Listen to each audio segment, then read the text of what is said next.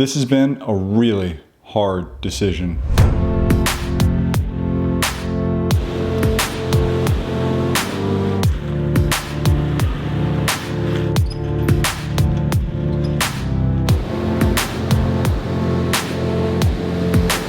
When I made the decision to go from a car to a truck or an SUV, the Land Cruiser was like the first thing I thought about. I knew I wanted a Toyota, but I wasn't really sure what I was going to get. I didn't spend a whole lot of time thinking about this, but my initial thoughts were if I could find a 100 series Land Cruiser with less than 100,000 miles, well, maybe that would be a good fit. I didn't really want to buy something that had that many miles, and turns out back at that time, which when I was looking, this was in the mid to late 2015 time frame, I couldn't find a 100 series Land Cruiser with less than 100,000 miles for a whole lot less than $40,000. And to me, that sounded like a ridiculous amount of money to spend on not only a really old vehicle, but something that had 100,000 miles.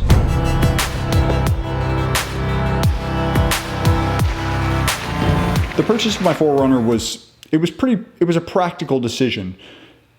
It was made out of the desire to get into something that was going to be more reliable and something that was going to be better suited for doing things that I was thinking that I wanted to do but didn't know a whole lot about at the time. I knew that someday I was going to be traveling in off-road terrain, and so I wanted something that was going to be capable of doing that. The 100 series Land Cruiser was a really nice looking option, but it didn't make practical sense, especially considering I could get something brand new with 0 miles for a little bit less money with just as much reliability and probably more creature comforts. Fast forward to today. I'm currently having a very serious struggle. I'm conflicted. I've had a really hard time deciding whether or not I want to keep the 4Runner or if I want to sell the 4Runner. If you follow me on Instagram and you watch my Instagram stories, you know that I've been deliberating over this for a couple of weeks at least. I've actually been really settled with my 4Runner. No reservations, no apprehensions. I've been committed to it. In fact, I've been committed to it for a very long time. This is the first vehicle that I had owned where the entire time I'd owned it, I was really happy with it and completely settled on the idea of keeping it forever until I bought my wife a 2015 Toyota Land Cruiser. I know, right? Isn't it rad? I'll be honest, even when I bought the 4Runner, the thoughts in my head were, I'm going to drive this for a few years, 4 years or so. I'll work towards paying it off. And then when I get it paid off, it'll be the next vehicle that some of my kids will drive. And at that time, I'll buy a 200 series Land Cruiser for myself. Well, recently we decided that we were going to buy my wife a new car. We did a lot of talking and we basically landed on getting her a 200 series Land Cruiser. So we bought a 2015. So I started the search, I started looking around and shopping, and I found what I believed to be the perfect option for her. The only problem was it was in Detroit. So I booked a last minute flight, finalized the sale, and then I drove the Land Cruiser home. During that drive home, I realized that the power that this vehicle had and the comfort that it had, it felt so good. Everything about it felt good. I'll admit, the 4Runner storage, cup holders, and actually the seat position and the seat, to me, is more comfortable. But the Land Cruiser's power delivery, the seats are very comfortable. The way it handles on the highway, its drivability, it's very smooth. The suspension feels really good. Everything about it just feels really good. It's a little bit larger. There's really not a whole lot that I don't like about it. So that got me thinking, should I sell the 4Runner? And I started running some numbers to see if it made any sort of practical financial sense.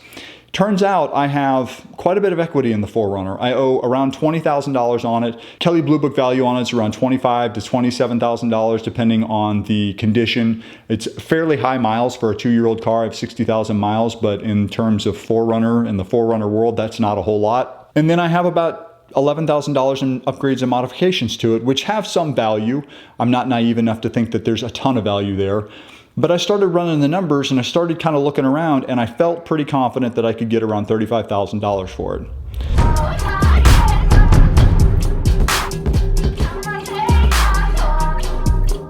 Well, if you take $35,000, subtract the $20,000 that I owe out of it, that basically gives me $15,000 in equity. If I can find a Land Cruiser for about $43,000 plus about $3,000 in taxes, I'm at $46,000. I throw that $15,000 into it, that means I'm financing around $31,000. If I finance $31,000 and I actually have a really good rate at 1.94 over 5 years, that's only $543 per month.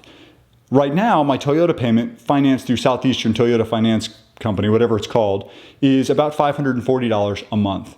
Now, turns out, and I didn't realize this, I realized this while I was doing this, my rate is actually pretty crappy, apparently.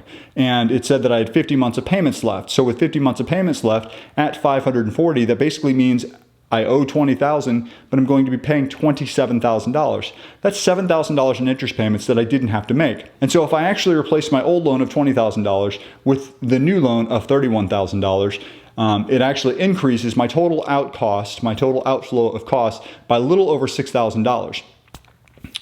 And that $6,000 basically buys me an entirely new vehicle. I can find something for around 50 to 70,000 miles, and I was going to get 2013 or newer. And so the financial sense, it started to kind of make financial sense. And so for the last 2 weeks, I've actually talked myself in of and out of selling my 4Runner and buying a Land Cruiser. I've gone back and forth, back and forth, back and forth. This has been a super tough decision for me. So I had decided that yesterday was going to be the day. I was going to shoot all the pictures.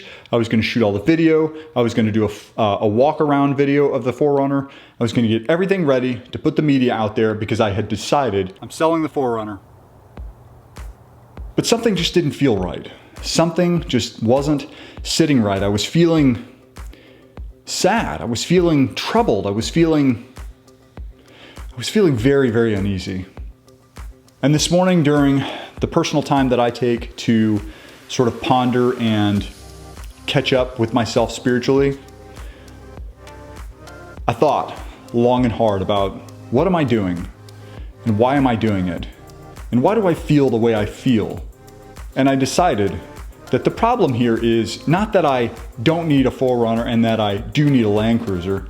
The problem is I need to be okay with what I have, and I need to bridle my desires so that I can enjoy the things that I have in front of me and appreciate them for what they are.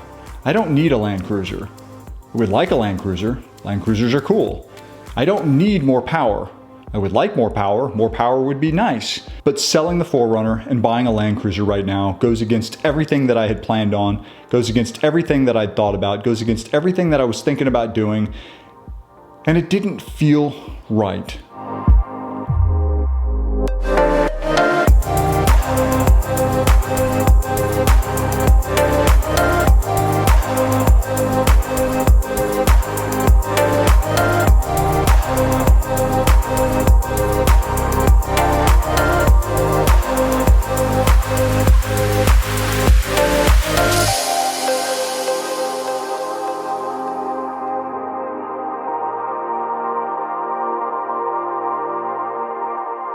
And I made a decision. And that decision was that I'm not going to sell my 4Runner. Yeah!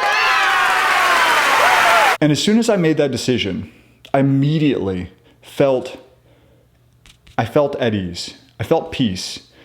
I still have a desire to buy a Land Cruiser, and I'll buy one someday, maybe, if it works out. But I feel like keeping my 4Runner is the right decision.